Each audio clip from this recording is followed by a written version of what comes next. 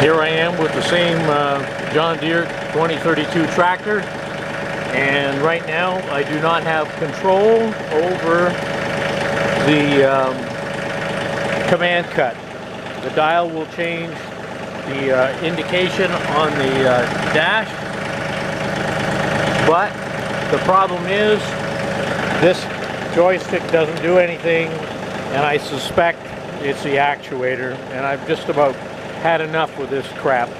So I'm going to be getting rid of the command cut electric actuator and put a hydraulic cylinder and have it just run off of the loader control. This is the location of the actuator that lifts the mower up and down. What you'll see is it's electric, which I was really surprised. I thought on a tractor this big, all that bouncing around, it would have been a hydraulic cylinder. Anyways, I've just got to finish taking that pin out. That'll take the load off of it. At the far end's got a clevis, and got the linch pins off the back, so without the load it shouldn't be so bad to pull out. That's the actuator out on the floor. Not real complicated, but I did notice that the lift arms did not fully come down, and the reason for that is there is a balancing spring. We can't see it from here, it's blocked out by the axle, to take the load off the actuator so it doesn't have to work as hard. What does that tell you? I did manage to hook it up to a car battery. I just got this little adapter and it drove. So it looks like the actuator's okay. Possibly the sensing switch is bad, or I've already been having problems with the instrument control cluster, so it could be in that, and that's $2,000 that I'm not going to spend. So I'm going to a hydraulic system. This is a full 2-inch, but where this goes in is 1 inch 920 thou. So just like normal, John Deere's got something different than the rest of the world, and I will have to reduce this. One of the things I had to do was get more clearance, and the only way to do that was to put it in the milling machine. I cut this out with a saw and then a cut-off wheel, and then milled it out just to true it off. That's so the cylinder will go in. That's how the cylinder's in. It's got lots of travel. I think it only moves like about that much. Anyways, had I been thinking, instead of welding an extension on at this end, what I should have done was just bored the hole in it to put the clevis on, and then added a piece on the end here, and that would have stepped that out, and I wouldn't have had to do all this. But oh well, live and learn. Well, I've operated the hydraulics. The only thing I don't like is when it goes all the way down, it comes up against this part right in here. So I'm going to take this bracket off and cut a notch in it.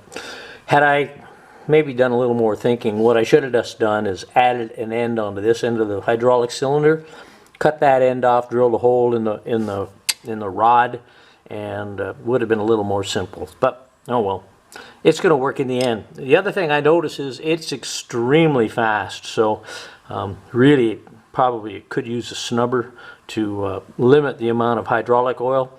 It comes up and down fast. I'll do a little video of that. I'll put the camera on a tripod and just show you how quickly it does move. I'm going to start the tractor, just show you how this goes up and down. If you notice, there's a little sleeve here with a pin. It's on 2 pivots. That's the cutting height I use when I cut the lawn. If I want it higher, well, you lift it up. And if I were to take the mower off, I could lock the linkage up. There's another hole in that sliding sleeve.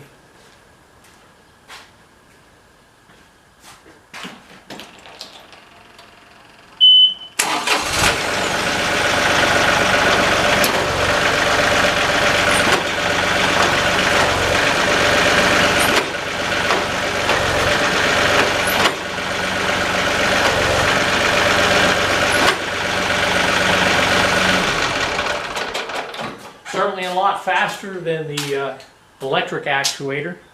Take me a while to get used to that.